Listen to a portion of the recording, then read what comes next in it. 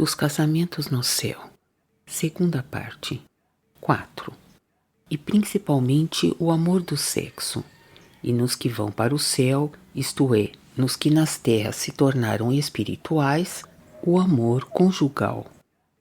Que o amor do sexo no homem permanece depois da morte, é porque então o macho é macho e a fêmea é fêmea, e que o masculino do macho é masculino no todo e em cada parte, igualmente o feminino na fêmea, e que há o conjuntivo em cada coisa e mesmo nos muito singulares de cada coisa que lhes pertence.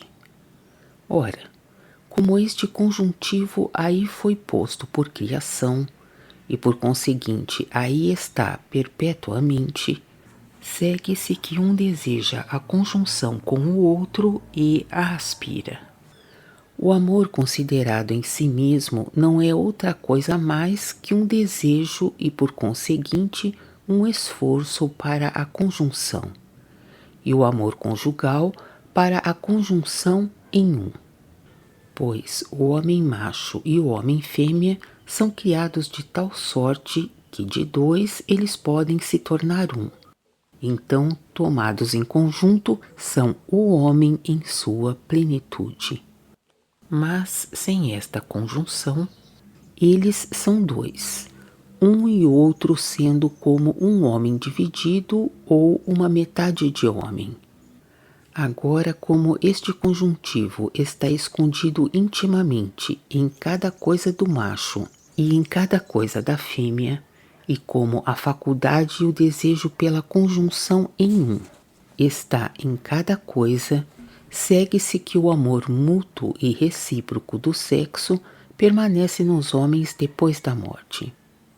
Foi dito o amor do sexo e o amor conjugal, porque o amor do sexo é diferente do amor conjugal.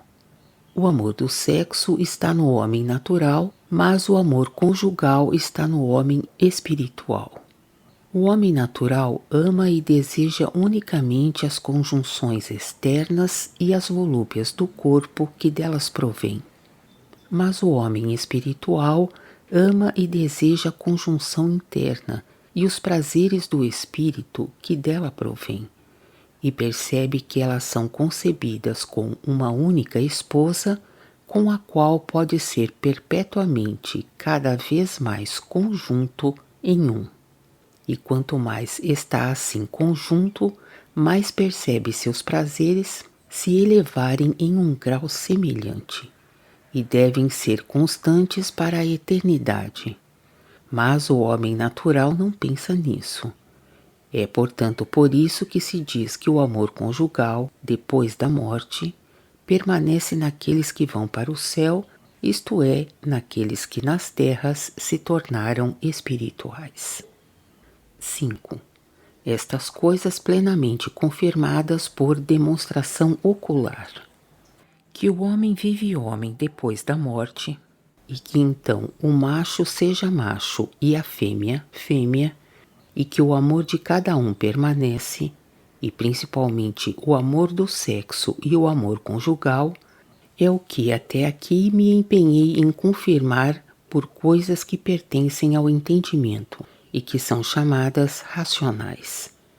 Mas como o homem, desde a infância, recebeu de seus pais e de seus professores, e em seguida dos eruditos e dos sacerdotes, a crença que depois da morte ele não viverá homem, senão depois do dia do julgamento final, que é esperado já agora há 6.000 anos, e como vários puseram esta crença no número das coisas que devem ser recebidos pela fé e não pelo entendimento, tornou-se necessário que estas mesmas proposições fossem confirmadas também por provas oculares, sem o que o homem que crê unicamente nos sentidos poderia dizer segundo a fé inculcada. Se os homens vivessem homens depois da morte, eu os veria e os ouviria. Quem desceu do céu e quem subiu do inferno e nos informou a respeito? Entretanto, como não pôde e não pode acontecer que um anjo do céu desça ou que um espírito do inferno suba e fale a um homem, exceto a aqueles cujos interiores da mente ou do espírito foram abertos pelo Senhor, e isso não pode ser feito plenamente, senão naqueles que foram preparados pelo Senhor para receber as coisas que pertencem à sabedoria espiritual, aprove por consequência ao Senhor preparar-me assim, a fim de que o estado do céu e do inferno e o estado da vida dos homens depois da morte não permanecesse desconhecido, nem entorpecido na ignorância, nem, enfim, sepultado na negação. Todavia, as provas oculares sobre estes assuntos não podem, em razão de seu grande número, ser relatadas aqui, mas o foram no Tratado do Céu e do Inferno e, em seguida, na continuação sobre o mundo espiritual e mais tarde no Apocalipse revelado. E o serão especialmente aqui a respeito dos casamentos nos memoráveis, que estão em seguimento aos parágrafos ou capítulos desta obra. 6. Por consequência, há casamentos no céu. Esta proposição, tendo sido confirmada pela razão e ao mesmo tempo pela experiência, não necessita de uma demonstração ulterior. 7. As núpcias espirituais são entendidas por estas palavras do Senhor, que após a ressurreição não se é dado em casamento. Nos evangelistas lê-se estas palavras. Alguns dos saduceus, que sustentam que não há ressurreição, interrogaram Jesus dizendo: Mestre, Moisés escreveu que se o irmão de alguém morre tendo uma esposa e que sem filhos morre, seu irmão tomará a esposa e suscitará a semente a seu irmão. Havia 7 irmãos que tomaram um após outro a esposa, mas morreram sem filhos. Depois a mulher também. Na ressurreição, portanto, de qual entre eles será a esposa?